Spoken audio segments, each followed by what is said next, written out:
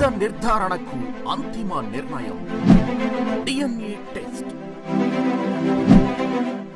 ఉన్నది ఉన్నట్లుగా వాస్తవాలను శోధించి వివరించేది మన డిఎన్ఏ టీవీ. మన రాష్ట్రం, మన ఛానల్. నమస్కారం, వార్తలకి స్వాగతం. ఈనాటి వార్తా విశేషాలు. తమ ప్రభుత్వంలో పింఛన్ల పంపిణీకి ఏడాదికి 33,000 కోట్లు ఖర్చు చేస్తున్నామని సీఎం చంద్రబాబు తెలిపారు. రాష్ట్రంలో 100 మందిలో 13 మందికి పెన్షన్ ఇస్తున్నామని, వారిలో 59% మంది మహిళలే ఉన్నారని వివరించారు. సూపర్ 6 పథకాలని సక్సెస్ చేసిన ఘనత ఎన్డీఏ ప్రభుత్వానికి దక్కుతుందని సీఎం చంద్రబాబు తెలిపారు. పింఛన్లకు ఏపీ కంటే ఏ రాష్ట్రం కూడా ఎక్కువ ఖర్చు పెట్టడం లేదని తెలిపారు. సోమవారం ఏలూరు జిల్లాలోని గోపినాథపట్నంలో చంద్రబాబు పర్యటించారు. మహిళ నాగలక్ష్మికి పెన్షన్ అందజేశారు. నల్లమాడులో స్టాళ్లని సీఎం, మంత్రులు పరిశీలించారు. అనంతరం ప్రసంగించారు. తాను, తన మిత్రుడు డిప్యూటీ సీఎం పవన్ కళ్యాణ్ ప్రజా సమస్యల్ని పరిష్కరించడంలో ఒకే విధంగా ఆలోచిస్తున్నామని పేర్కొన్నారు. తమ ప్రభుత్వానికి కష్టాలు, అప్పులు ఉన్నాయని, ఆదాయం లేదని, అయినా ఒకేసారి 4,000కు పింఛన్లు పెంచామని తెలిపారు. గత జగన్ ప్రభుత్వం ముక్కుతూ మూలుగుతూ 250 రూపాయల చొప్పున పెంచిందని విమర్శించారు. జనాభాను పెంచాల్సిన అవసరం ఉందని, లేకపోతే మిషన్లతో పని చేయించాల్సి ఉంటుందని పేర్కొన్నారు. గత ప్రభుత్వం 1,650 కోట్ల రూపాయలు అప్పు పెడితే ఆ అప్పంతా ఇచ్చి ఈరోజు మీరు వరి ధాన్యం ఇచ్చినటువంటి మ్యాక్సిమం 24 గంటలు 5-6 గంటల్లోనే మీ అకౌంట్లో డబ్బులు వేస్తున్నామంటే అది ఈ ప్రభుత్వం యొక్క పనితనం. ఇది కాకుండా ఈరోజు మీరు ఒకసారి చూస్తే స్త్రీ శక్తి, ఉచిత ప్రయాణ సౌకర్యం, జల్సాగా మా ఆడబిడ్డలు ఎక్కడికి పోవాలన్నా 1 పైసా ఖర్చు లేకుండా మీరు వెళ్ళే సౌకర్యం ఏర్పాటు చేశాం. దీనివల్ల చాలా వరకు మీకు ఫ్రీడమ్ రావడమే కాకుండా మొబిలిటీ వస్తుంది. మొబిలిటీ వచ్చిన దానివల్ల మీరు బయట ఏదైనా పనులుంటే మీరు చేసే పరిస్థితి వస్తుంది. తద్వారా నాలెడ్జ్ కూడా వస్తుంది. అన్ని ఆర్టీసీ బస్సులు కళకళలాడుతున్నాయి.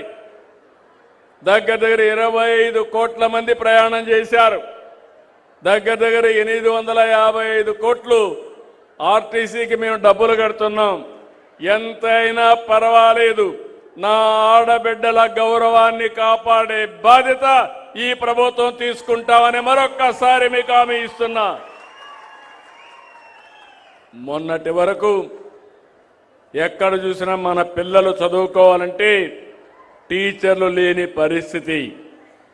16,347 మంది మెగా డిఎస్సి సంవత్సరంలో పూర్తి చేసి అందరికీ పోస్టింగ్స్ ఇచ్చి పంపించి కూటమి ప్రభుత్వం అభివృద్ధి సంక్షేమానికి పెద్దపీట వేస్తుందని, పేద ప్రజల ఆనందమే ఎన్డీఏ లక్ష్యమని హోంమంత్రి వంగలపూడి అనిత తెలిపారు.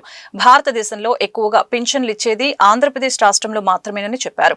ఎన్నికల్లో ఇచ్చిన హామీ ప్రకారం పెంచిన పింఛన్ను అర్హులైన ప్రతి లబ్ధిదారునికి ప్రతి నెల 1వ తేదీ ఉదయాన్నే పంపిణీ చేయడం జరుగుతుందని అన్నారు. పండుగ వాతావరణంలో పింఛన్లు పంపిణీ కార్యక్రమం జరుగుతుందని, లబ్ధిదారులు కూడా ఎంతో ఆనందం వ్యక్తం చేస్తున్నారని తెలిపారు. విజయవాడ తూర్పు నియోజకవర్గంలో పింఛన్ల పంపిణీ కార్యక్రమంలో హోంమంత్రి వంగలపూడి అనిత పాల్గొన్నారు. తొలుత రామలింగేశ్వర నగర్ లో రిటర్నింగ్ వాల్ నిర్మాణ పనులకి హోంమంత్రి వంగలపూడి అనిత, ఎమ్మెల్యే గద్దె రామ్మోహన్ శంకుస్థాపన చేశారు. రిటర్నింగ్ వాల్ పరిసర ప్రాంతాలను పరిశీలించారు. రామలింగేశ్వర నగర్ ప్రాంతంలో పెన్షన్ లబ్ధిదారులకు పెన్షన్లు పంపిణీ చేసిన వారితో మాట్లాడారు. ఈ సందర్భంగా హోంమంత్రి మాట్లాడారు. ఈ రోజు ఎమ్మెల్యే గద్దె రామ్మోహన్ నియోజకవర్గంలో పెన్షన్లు పంపిణీ చేశామని, ఎంతో ఆనందంగా ఉందని తెలిపారు. చంద్రబాబు ఆదేశాల మేరకు తాను ప్రతి నెల ఏదో ఒక నియోజకవర్గంలో పెన్షన్లు పంపిణీ కార్యక్రమంలో పాల్గొనడం జరుగుతుందని తెలిపారు. పింఛన్ తీసుకునే వాళ్ళు ఆడవారే ఎక్కువ మంది ఉన్నారని అన్నారు. భారతదేశంలో ఎక్కువగా పింఛన్లు ఇచ్చేది ఆంధ్రప్రదేశ్ మాత్రమేనని తెలియజేశారు. దిత్వా తుఫాన్ ని సమర్థవంతంగా ఎదుర్కొన్నామని, శ్రీలంక మునిగిపోవటం మనం చూశామని అన్నారు. దిత్వా తుఫాన్ వలన శ్రీలంక అతలాకుతలమైందని, ఎక్కువ ప్రాణ నష్టం కూడా జరిగిందని చెప్పారు. దిత్వా తుఫాన్ వలన కొన్ని చోట్ల వర్షాలు కురుస్తున్నాయని అన్నారు. ఆయా జిల్లాల కలెక్టర్లను అప్రమత్తం చేశామని, ఎలాంటి అవాంఛనీయ సంఘటనలు జరగకుండా ముందస్తు చర్యలు తీసుకున్నామని తెలిపారు. ఎలాంటి తుఫాన్ వచ్చినా ప్రభుత్వ యంత్రాంగం సమర్థవంతంగా ఎదుర్కొంటుందని తెలిపారు. విపత్తుల నిర్వహణ సంస్థ ఆర్టీజీఎస్ ద్వారా ప్రజలను నిరంతరం అప్రమత్తం చేస్తున్నామని ఈ సందర్భంగా తెలిపారు. విపత్తుల సమయాల్లో ప్రజలు కూడా ప్రభుత్వానికి సహకరించాలని కోరారు.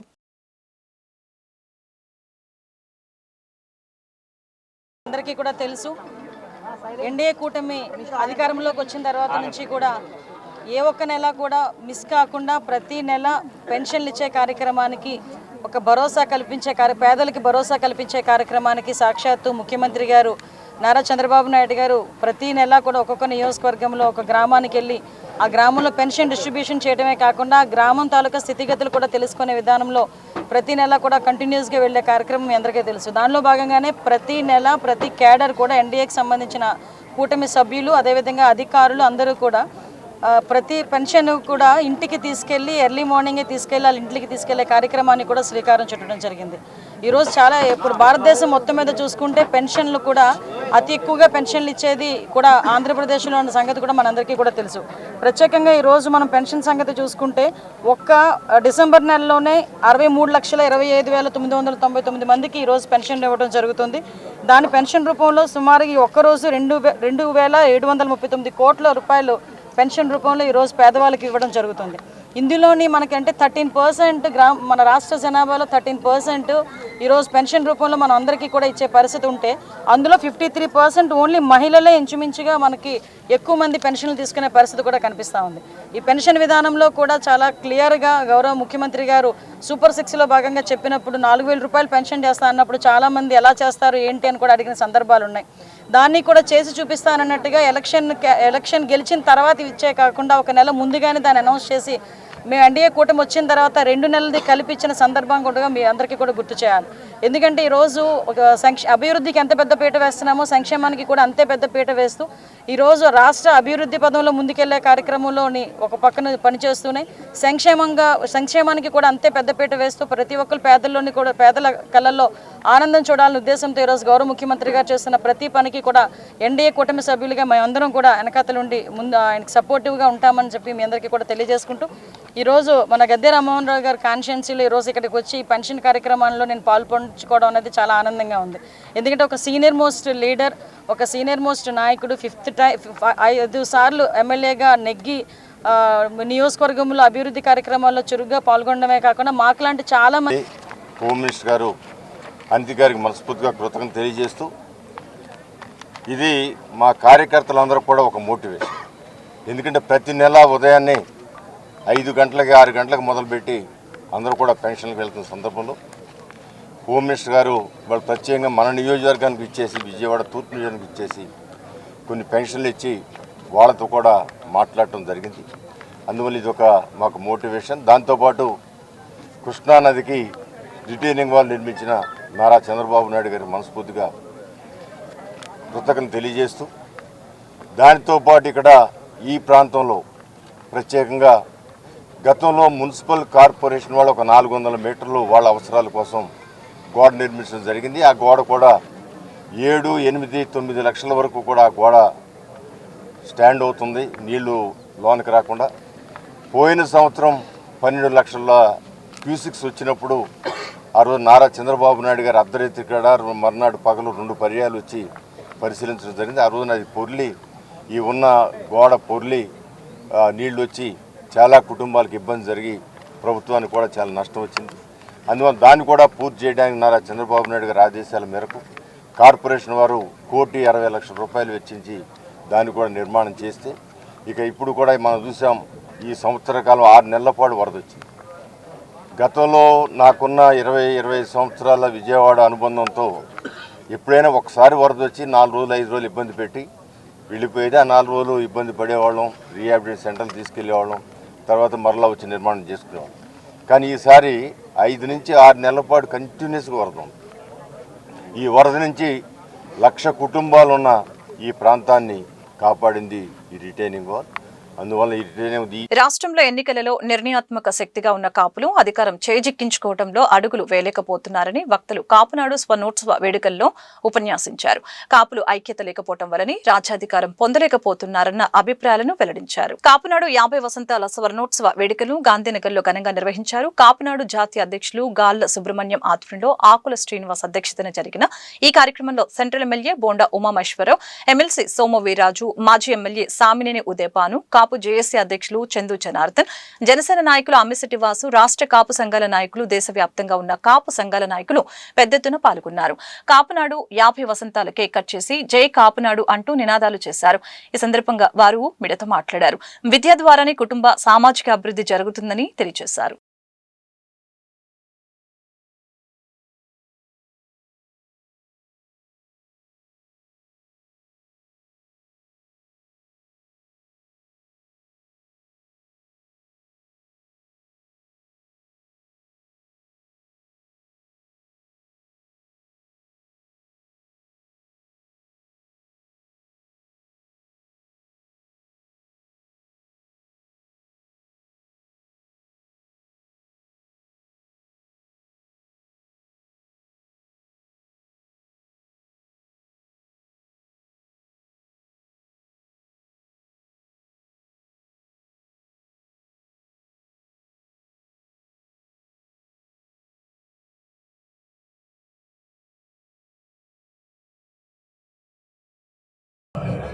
కానీ వెన్ను చూపుల ఏ రోజు కూడా వెనక్కి తగ్గల. రంగా గారి అనుచరుడుగా, రంగా గారితో పనిచేసిన అనుభవంతో, ఆ ధైర్యంతోనే ఇవాళ విజయవాడ నగరంలో ఇక్కడ సెంట్రల్లో మరి ఎమ్మెల్యేగా ఉంటూ మా చేతనైనంత సహాయం అందరికీ చేస్తున్నామంటే ఇది మామూలు విషయం కాదని కూడా గుర్తు చేస్తా ఉన్నా.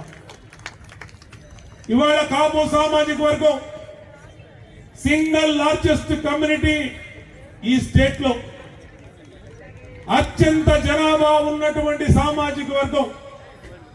పేరును ఏం పిలిచినా తూర్పు కాపన్న, బలిజన్న, ఒంటరన్న, మున్నూరు కాపన్న, కాపులన్న అందరం కూడా ఒకటే. ఇంకా పక్క రాష్ట్రాలు వెళ్తే ఇందాకడ పెద్దలు అనేక విషయాలు చెప్పారు. పటేల్స్ కానీ, వనియార్స్ కానీ, కూర్మిల్ కానీ, భారతదేశం మొత్తం ఈ సామాజిక వర్గం ఉంది. దురదృష్టం ఏంటంటే ఐక్యత లేదు. మిగిలినటువంటి కులాలు దేశం మొత్తం ఒకే పేరు మీద పిలువబడతాయి కొన్ని కులాలు. కానీ కాపుల్ని ఈ ఆంధ్రప్రదేశ్ లోనే విశాఖపట్నంలో ఉన్న వాళ్ళని తూర్పు కాపులు అంటారు, ప్రకాశంలో ఉన్న వాళ్ళని బలిజలు అంటారు, ఒంటరి అంటారు, కడపలో ఉన్న వాళ్ళని, రాయలసీమలో ఉన్న వాళ్ళని బలిజలు. రాష్ట్రాన్ని 2030 నాటికి ఎయిడ్స్ రహిత లక్ష్యంగా తీర్చిదిద్దేందుకు కృషి చేస్తున్నామని వైద్య ఆరోగ్య కుటుంబ సంక్షేమ శాఖ మంత్రి సత్యకుమార్ యాదవ్ తెలిపారు. ప్రభుత్వంతో పాటు స్వచ్ఛంద సంస్థల సహకారంతో 2030 నాటికి ఎయిడ్స్ రహిత ఆంధ్రప్రదేశ్ భారత నిర్మాణం చేయాలనేది ఒక లక్ష్యంగా పెట్టుకున్నామని అన్నారు. వరల్డ్ ఎయిడ్స్ దినోత్సవాన్ని పురస్కరించుకుని రాష్ట్ర ఎయిడ్స్ కంట్రోల్ సొసైటీ ఆధ్వర్యంలో సోమవారం స్థానిక తుమ్మలపల్లి కళాక్షేత్రంలో ప్రత్యేక కార్యక్రమాన్ని నిర్వహించారు. ఈ కార్యక్రమానికి ముఖ్య అతిథిగా వైద్య ఆరోగ్య కుటుంబ సంక్షేమ శాఖ మంత్రి సత్యకుమార్ యాదవ్ హాస్టే మాట్లాడారు.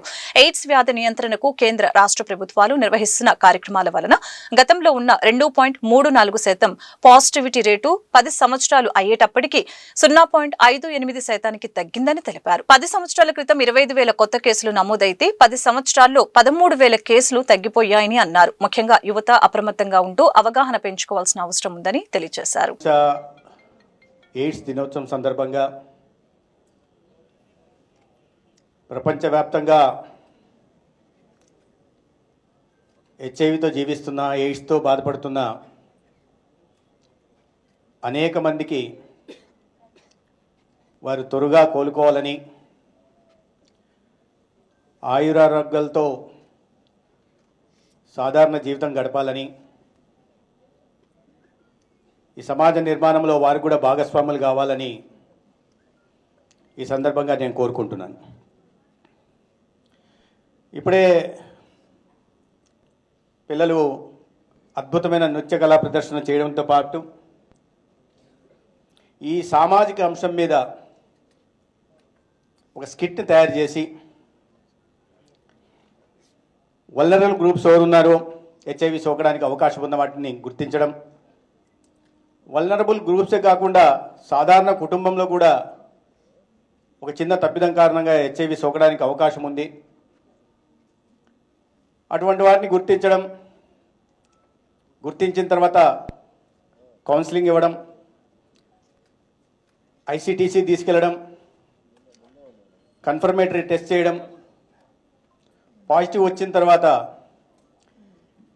ఏఆర్టీ సెంటర్కి వెళ్ళి ఉచితంగా మందులు ఇప్పించడం, ఆ మందులు మళ్ళీ అవుట్రీచ్ వర్కర్ ఎవరైతే ఉన్నారో వీటిని అన్నిటినీ సమన్వయపరుచుకుంటూనే ఏఆర్టీ సెంటర్కి వెళ్ళిన తర్వాత ఉచితంగా మందులు పొందిన తర్వాత వాటిని సక్రమంగా వాడుతున్నారా లేదా చూడడం, వాడేలా చేయడం, తద్వారా వైరల్ లోడును తగ్గించే ప్రయత్నం చేయడం. నిరంతరం మందులు వాడడం కారణంగా వారిలో ఈ వైరస్ లక్షణాలు పూర్తిగా తగ్గిపోయి సాధారణ పౌరులుగా తీర్చిదిద్దే ప్రక్రియను చాలా అద్భుతంగా పిల్లలు చేసి చూపించారు. విజయవాడ నగరపాలక సంస్థ కమిషనర్ ధ్యానచంద్ర సోమవారం ఉదయం పెజ్జోనిపేట సికే రెడ్డి రోడ్డు పరిసర ప్రాంతాలని పర్యటించి పింఛన్ లబ్ధిదారులకు పింఛన్లు పంపిణీ చేశారు. ఆ ప్రాంతాల్లో గల పింఛన్దారుల ఆధార్ కార్డు పరిశీలించి ఫేస్ రికగ్నైజేషన్ సిస్టమ్ ద్వారా చెక్ చేసి పెన్షన్ డబ్బులు అందించారు. వారితో మాట్లాడి వాళ్లకు ఉన్న సమస్యల్ని అడిగి తెలుసుకున్నారు. ప్రతి నెల పింఛన్ వస్తుందా లేదా, ఇంటికి వచ్చి ఇస్తున్నారా లేదా, ఎంత డబ్బులు ఇస్తున్నారు, ఇలాంటి ప్రశ్నల్ని వాళ్ళని అడిగి తెలుసుకున్నారు. ప్రతి నెల ఇస్తున్న పింఛన్ తీరును పరిశీలించారు. ఈ సందర్భంగా కమిషనర్ మాట్లాడుతూ ఉదయం 6 పెన్షన్ పంపిణీ మొదలు పెట్టాలని, పెన్షన్ పంపిణీలో ఎటువంటి అలసత్వం వహించరాదని, పెన్షన్దారుల ఇంటి వద్దకు వెళ్లి ఖచ్చితంగా పెన్షన్ అందించాలని అన్నారు.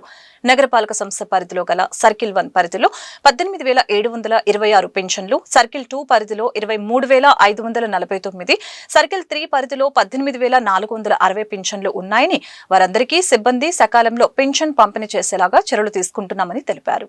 రాష్ట్రం తీవ్ర ఆర్థిక సంక్షోభంలో ఉన్నప్పటికీ భారతదేశంలో మరే రాష్ట్రంలో జరిగిన విధంగా కూటమి ప్రభుత్వం సంక్షేమ కార్యక్రమాలను నిర్వహిస్తుందని సెంట్రల్ ఎమ్మెల్యే బోండా ఉమామేశ్వరరావు వెల్లడించారు. రాష్ట్ర వ్యాప్తంగా 1,10,000 నూతన వితంతు పెన్షన్లు అందజేస్తుందని స్పష్టం చేశారు. సంక్షేమ కార్యక్రమాల ద్వారా పేద అట్టడుగు వర్గాల జీవన ప్రమాణాలని పెంచేందుకు కూటమి ప్రభుత్వం కృషి చేస్తుందని చెప్పారు. సెంట్రల్ నియోజకవర్గంలోని 24వ డివిజన్ కస్తూరిబాయిపేట రెడ్ సర్కిల్ వద్ద సెంట్రల్ ఎమ్మెల్యే బోండా ఉమామేశ్వరరావు లబ్ధిదారులకి వృద్ధాప్య, వితంతు, వికలాంగ, ఎన్టీఆర్ భరోసా పెన్షన్లను సోమవారం పంపిణీ చేశారు. ఈ సందర్భంగా ఎమ్మెల్యే మాట్లాడారు. రాష్ట్రం తీవ్ర ఆర్థిక సంక్షోభంలో ఉన్న పేదల సంక్షేమం కోసం సంక్షేమ కార్యక్రమాలు నిర్వహిస్తుందని తెలిపారు. ఎన్టీఆర్ భరోసా పెన్షన్ స్కీమ్ ద్వారా వృద్ధులకు, వితంతువులకు, ఒంటరి మహిళలకి, వికలాంగులకు, దీర్ఘకాలిక వ్యాధులతో బాధపడుతున్న వారికి ఆర్థిక సహాయం అందిస్తుందని తెలియజేశారు. 200 రూపాయలు ఉన్న పెన్షన్ ని 4,000 రూపాయలు చేసిన ఘనత కూటమి ప్రభుత్వానికి దక్కుతుందని ఈ సందర్భంగా తెలిపారు.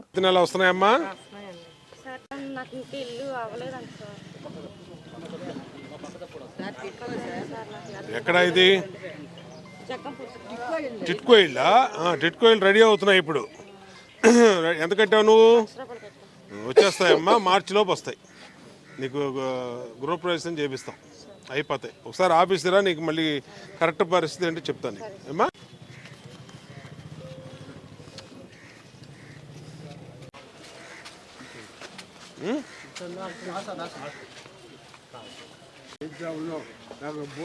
ఏంటా బడ్డీ కొట్టి వేపిస్తాను. నీకు పింఛన్ ఉందా? ఏమేమి పెట్టావు? క్లిప్లు అన్నీ పెట్టా?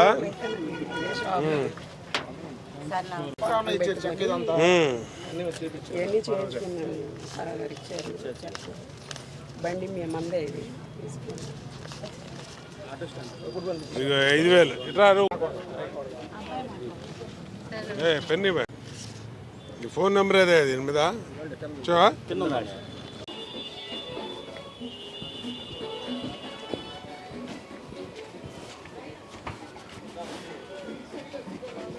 6,000 పట్టినాలు ఇస్తున్నారు ఇంటికి వచ్చి.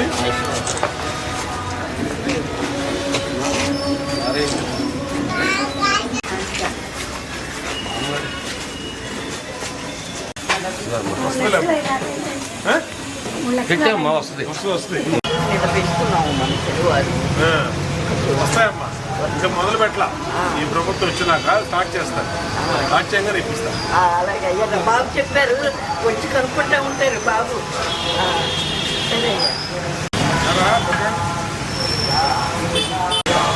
ప్రతి సమస్యను పరిష్కరించే దిశగా ప్రజా ఫిర్యాదుల పరిష్కార వేదిక ఉంటుందని విజయవాడ నగరపాలక సంస్థ కమిషనర్ ధ్యానచంద్ర అన్నారు. ప్రజల సమస్యల్ని పరిష్కరించడానికి కృషి చేస్తున్నామని ఆయన తెలిపారు. ప్రజల సమస్యల్ని తెలుసుకుని వాటిని వెంటనే పరిష్కరించే దిశగా ప్రతి సోమవారం నిర్వహిస్తున్న ప్రజా ఫిర్యాదుల పరిష్కార వేదికను ఈ సోమవారం కూడా విజయవాడ నగరపాలక సంస్థ కార్పొరేషన్ ప్రధాన కార్యాలయంతో పాటు జోనల్ కార్యాలయంలో నిర్వహించారు. ప్రజల ఫిర్యాదుల్ని విజయవాడ నగరపాలక సంస్థ కమిషనర్ ధ్యానచంద్ర స్వీకరించారు. ప్రజల సమస్యల్ని పరిష్కరించాలని అధికారుల్ని ఆదేశించామని విజయవాడ నగరపాలక సంస్థ కమిషనర్ ధ్యానచంద్ర తెలిపారు. వారం వారం ప్రజల సమస్యని తెలుసుకొని ప్రజలకు అందుబాటులో ఉంటున్నామని తెలిపారు. కూడా పీజీఆర్ఎస్ తీసుకోవడం జరుగుతుంది. ఈఎంసీ ఆఫీస్లో అలాగే 3 సర్కిల్స్లో 64 డివిజన్స్లో 286 సచివాలయాల్లో. ముఖ్యంగా చూస్తే ఈ రోజు దాకా ఇప్పటికీ 20 అప్లికేషన్స్ రావడం జరిగింది. ఒక వారానికి దాదాపుగా 200 to 230 అప్లికేషన్స్ వస్తాయి. ముఖ్యంగా మనకి ఇంజనీరింగ్ ఇష్యూస్, ఇంజనీరింగ్లో కూడా మనకి రోడ్స్ లేదంటే డ్రైన్స్ ఏమైనా రిక్వైర్మెంట్ ఉంటే దాన్ని గ్యాప్స్ కూడా అడగడం జరిగింది. అలాగనే మనకి ఏమైనా టౌన్ ప్లానింగ్ సంబంధించి కొత్త ఎల్ఆర్ఎస్ అప్లికేషన్స్, బీపీఎస్ అప్లికేషన్స్ పైన కొన్ని క్లారిటీ అడుగుతూ కూడా రావడం జరిగింది. ఇది కాకుండా ప్రాపర్టీ ట్యాక్స్ లేదంటే నేమ్ కరెక్షన్స్ అలాగే ఆటోమేటేషన్స్ పైన క్లారిటీ దానిపైన కూడా అడగడం జరిగింది. సో ఓవరాల్ చూస్తే మనకి ఇవన్నీ కూడా ప్రొసీజరల్లీ మనం డిస్పోజ్ చేస్తాము. వచ్చిన అప్లికేషన్స్ అంతా కూడా హెచ్ఓడి స్థాయిలో వీళ్ళు ఫీల్డ్కి వెళ్ళి పెటిషనర్స్ని ఆ లొకేషన్ ఎక్కడ ప్రాబ్లం ఉందో పిలుచుకొని వాళ్ళతో మాట్లాడి వాళ్ళకి ఎక్స్ప్లెయిన్ చేసి pre visit, post visit photo, enquiry photo ఇవన్నీ కూడా తీసుకుని వితిన్ ఎస్ఎల్ఏ మనం డిస్పోజ్ చేసి క్లోజ్ చేయడం జరుగుతుంది. ఇది కాకుండా ముఖ్యంగా ఏదైనా మనకి రీఓపెన్ కేసెస్ ఉంటాయి, అంటే పెటిషనర్ సాటిస్ఫాక్షన్ ఉండదు. ఆ రీఓపెన్ కేసెస్ని ప్రత్యేకంగా మళ్ళా టీము ఒక హెచ్ఓడి స్థాయిలో మన స్థాయిలో వెళ్ళి చూసి మళ్ళీ గ్రీవెన్సెస్ మాట్లాడుకుని సాటిస్ఫాక్షన్ ఇంప్రూవ్ చేయడానికి అవి కూడా లాజికల్లీ డిస్పోజ్ చేయడం జరుగుతుంది. సో ఒరిజినల్ కేసెస్ ఉండొచ్చు, రీఓపెన్ కేసెస్ ఉండొచ్చు, రెండు కూడా వితిన్ ఎస్ఎల్ఏ డిస్పోజ్ చేస్తూ పబ్లిక్ సర్వీసెస్ ఎటు పరిస్థితిలో మనకి పురమిత్ర ద్వారా వచ్చిన అప్లికేషన్స్ ఉండొచ్చు, పీజీఆర్ఎస్ యాప్ ద్వారా అప్లికేషన్స్ ఉండొచ్చు, అన్నీ కూడా లాజికల్లీ డిస్పోజ్ చేస్తూ ఓవరాల్ ఒక సాటిస్ఫాక్షన్ అనేది ఇంప్రూవ్ చేయాలని ఒక గవర్నమెంట్ ఆదేశాన్ని ఇంప్లిమెంట్ చేయడం జరుగుతుంది. రాష్ట్రంలో ఆరోగ్య సంరక్షణపై ప్రభుత్వం మరింత శ్రద్ధ వహించాల్సిన అవసరం ఉందని ప్రజారోగ్య వేదిక రాష్ట్ర general secretary T Kameswara Rao NTR జిల్లా ప్రధాన కార్యదర్శి జి విజయప్రకాష్ తెలిపారు. ప్రజారోగ్య వేదిక ఆధ్వర్యంలో సెమినార్ నిర్వహిస్తున్నట్లు చెప్పారు. ఈ సదస్సులో వైద్యులు, వైద్య విద్యార్థులు, ఉద్యోగులు పాల్గొని జయప్రదం చేయాలని కోరారు. ప్రజారోగ్య వేదిక ఆధ్వర్యంలో బాలోత్సవ్ భవన్ లో సమావేశం నిర్వహించడం జరిగింది. ఈ సమావేశంలో ప్రజారోగ్య వేదిక రాష్ట్ర ప్రధాన కార్యదర్శి టి కామేశ్వరరావు, ఎన్టీఆర్ జిల్లా ప్రధాన కార్యదర్శి జి విజయప్రకాష్ పాల్గొని మాట్లాడారు. రాష్ట్రంలో ప్రజారోగ్య సంరక్షణ కోసం బడ్జెట్ లో కేటాయింపులు పెంచాలని అన్నారు. వ్యాధి వచ్చాక చికిత్స కంటే నివారణ ముఖ్యమని తెలిపారు. జన్ స్వస్థ్ అభియాన్ వ్యవస్థాపకులు డాక్టర్ అమిత్ సేన్ గుప్తా వర్ధంతి సందర్భంగా ఈ నెల 7వ తేదీ ఎంబీపీకే భవన్ లో హెల్త్ సెమినార్ నిర్వహిస్తున్నట్లు తెలిపారు. ఈ సెమినార్ లో రాష్ట్ర ప్రభుత్వ మాజీ special chief secretary doctor PV Ramesh, ప్రముఖ వైద్యులు పాల్గొంటారని అన్నారు. అలాగనే ఈ సదస్సులో నగరంలోని వైద్య విద్యార్థులు, వైద్యులు, ఉద్యోగులు పాల్గొని జయప్రదం చేయాలని కోరారు. విజయప్రకాష్, ప్రజా ఆరోగ్య వేదిక ఎన్టీఆర్ జిల్లా ప్రధాన కార్యదర్శిని. ఈ ప్రెస్ మీట్లో టి కామేశ్వరరావు గారు, ప్రజా ఆరోగ్య వేదిక రాష్ట్ర ప్రధాన కార్యదర్శి కూడా పాల్గొంటున్నారు. రేపు డిసెంబర్ 7వ తేదీన విజయవాడలో ప్రజా ఆరోగ్య వేదిక ఆధ్వర్యంలో డాక్టర్ అమిత్ సేన్ గుప్తా, జనస్వాస్థ్య అభియాన్ ఫౌండర్, ప్రజారోగ్యం పట్ల ఎంతో కృషి చేసిన ఆయన వర్ధంతి సందర్భంగా ఒక హెల్త్ సెమినార్ని విజయవాడలో నిర్వహిస్తున్నాం. దాని వివరాలు, అదేవిధంగా ఏకొండూరు మండలంలో ఇప్పటికే క్రానిక్ కిడ్నీ డిసీజెస్ వచ్చినాయి, దాని మీద చాలా ఉద్యమం కూడా జరుగుతూ ఉంది. దాంతోపాటు ఇప్పుడు అదే ఏరియాలో సికిల్ సెల్ ఎనీమియా డిసీజ్ కూడా కనిపిస్తుంది. దాని వివరాలు కూడా ఈ ప్రెస్ మీట్లో కామేశ్వరరావు గారు నేను తెలియజేయడం జరిగింది. నా పేరు కామేశ్వరరావు, రాష్ట్ర ప్రధాన కార్యదర్శి ప్రజారోగ్య వేదిక. ప్రజారోగ్య వేదికగా ఆరోగ్యానికి సంబంధించినటువంటి అనేక విషయాల మీద, వ్యాధుల మీద, అలాగే అవగాహన మీద ప్రభుత్వానికి రిప్రజెంటేషన్ ఇస్తూ ఒక 10 సంవత్సరాలుగా మేము పనిచేస్తున్నాం. రేపు డిసెంబర్ 7వ తారీఖు నాడు అమిత్ సేన్ గుప్తా గారు, అంటే all India people science network, Janashastra Abhiyan, వీటన్నిటికీ ఆయన ఫౌండర్ మెంబరు. ఆయన చనిపోవడం జరిగింది. ఆయన సంస్మరణ సభగా ఈ కార్యక్రమాన్ని రేపు 7వ తారీఖు ఎంబీబీకేలో నిర్వహించబోతుంది. ముఖ్యంగా ఆరోగ్యం అనేది చాలా ప్రధానమైనటువంటి విషయంగా ఈ రోజున ఉందని మనందరికీ తెలుసు. తర్వాత ఆరోగ్యాన్ని కొనుక్కునే పరిస్థితి వచ్చింది. అది చాలా ఒక మంచి విషయం కాదు. ఎందుకంటే ఆరోగ్యాన్ని అందరూ కొనుక్కునే పరిస్థితులు లేరు. అది ఏ వ్యవస్థ అయినప్పటికీ కూడా ఈ రోజున ప్రభుత్వ వైద్యం, ప్రైవేటు వైద్యం అనేది ఉంది. ప్రజారోగ్య వేదిక నిర్వహించినటువంటి సెమినార్లలో చాలా క్రిస్టల్ క్లియర్ కనపడింది. నిపుణులు చెప్పింది, ప్రొఫెసర్లు చెప్పింది కూడా ఏంటంటే ఉండాల్సినటువంటి వైద్యం ఎప్పుడు కూడా 80% అది ప్రభుత్వం ఆధీనంలో ఉండాలి, 20% మాత్రమే ప్రైవేట్లో ఉండాలి. ఎందుకనంటే కొంతమంది అది నచ్చదు కాకపోవచ్చు, లేదంటే ఎక్కువ వసతుల కోసం కావచ్చు వెళ్ళాలి. కానీ ఈ 80% ఉండేటువంటి ప్రభుత్వ వైద్యం కూడా అన్ని రకాలైనటువంటి వసతులు ఉండాలి, అన్నీ కూడా ఉచితంగా ప్రజలకు అందించే విధంగా అది దాన్ని ప్రభుత్వాలు కూడా పెంపొందించాలని, దానికి తగ్గటువంటి బడ్జెట్ని ముఖ్యంగా జీడిపిలో కనీసంగా 5% కేటాయించాలని ఎప్పటి నుంచో ప్రపంచ ఆరోగ్య సంస్థ చెప్తున్నది. మేము కూడా ప్రభుత్వానికి విజ్ఞాపనలు చేస్తూ వచ్చాం. రెండోది, ఇప్పుడు ప్రైవేటు సంబంధించిన దాంట్లో ఉండేటువంటి నియంత్రణ, అంటే ప్రైవేటు వైద్యానికి కూడా భవిష్యత్తులో ఏవియేషన్ రంగంలో అనేక ఉపాధి అవకాశాలు ఉన్నాయని క్యాలిబర్ ఏవియేషన్ అకాడమీ సీఈఓ రమణి పసుపులేటి తెలిపారు. దేశంలో 2 కొత్త ఎయిర్పోర్ట్లు రానున్నాయని తెలిపారు. 180 రోజుల డిప్లొమా ఇన్ ఏవియేషన్ కోర్సుల్లో గ్రౌండ్ హ్యాండ్లింగ్, క్యాబిన్ క్రూ, అలాగే కార్గో మేనేజ్మెంట్, ఎయిర్ టికెటింగ్ తో పాటు డీజీసీఏ గ్రౌండ్ క్లాసులు, పైలట్ ట్రైనింగ్ కి సంబంధించిన శిక్షణ కూడా పూర్తి స్థాయిలో అందిస్తున్నట్లు వెల్లడించారు. ఏవియేషన్ రంగంలో ఉద్యోగ అవకాశాలు వేగంగా పెరుగుతున్నాయని క్యాలిబర్ ఏవియేషన్ అకాడమీ సీఈఓ రమణి పసుపులేటి తెలిపారు. బెంజి సర్కిల్లోని చంద్రమౌళిపురంలో నిర్వహించిన విలేకరుల సమావేశంలో ఆమె మాట్లాడారు. అనుభవజ్ఞులైన ఫ్యాకల్టీ మార్గదర్శకత్వంలో విద్యార్థులకి ప్రాక్టికల్ శిక్షణను అందిస్తూ ఏవియేషన్ రంగానికి అవసరమైన నైపుణ్యాలతో విద్యార్థుల్ని తీర్చిదిద్దడం అకాడమీ ప్రధాన లక్ష్యమని పేర్కొన్నారు. 180 రోజుల డిప్లొమా ఇన్ ఏవియేషన్ కోర్సుల్లో ground handling, cabin crew, cargo management, air ticketing తో పాటు డీజీసీఏ గ్రౌండ్ క్లాసులు, పైలట్ ట్రైనింగ్ కి సంబంధించిన శిక్షణ కూడా పూర్తి స్థాయిలో అందిస్తున్నట్లు తెలియజేశారు. భవిష్యత్తు గురించి వాళ్ళకి తెలియచేయడానికి ముందుగా వచ్చినందుకు థ్యాంక్స్. నా పేరు Ramani Pasupuleti Naidu, co-founder and CEO of caliber aviation academy. మనం ఇక్కడ ఏవియేషన్ ట్రైనింగ్ ఇస్తాము స్టూడెంట్స్కి. 180 days ట్రైనింగ్ ఉంటుంది మన దగ్గర. దీంట్లో మనం pilot training, cabin crew, airport ground handling operations, ఇంకా ఎయిర్ టికెటింగ్, కార్గో మేనేజ్మెంట్, ఈ కోర్సులన్నీ నేర్పిస్తామన్నమాట. మన దగ్గర ఎక్స్పీరియన్స్ ఫ్యాకల్టీస్ ఉన్నారనమాట. దీంతో పాటు మనం mock interviews, spoken English, grooming, ఇంకా basic fire and safety, first aid training, ఇవన్నీ కూడా మనం వాళ్ళకి అందిస్తాము. మన స్టూడెంట్స్ని ఎయిర్పోర్ట్లో, ఏవియేషన్లో వాళ్ళ ఆపర్చునిటీస్ అక్కడ ఏ విధంగా వాళ్ళకి కావాలో ఆ విధంగా మనం మౌల్డ్ చేస్తామన్నమాట స్టూడెంట్స్ని ఖచ్చితంగా. దీనికి 18 నుంచి 27 లోపు ఉండాలి ఏజ్, మేల్స్ అండ్ ఫిమేల్స్ ఎవరైనా కానీ.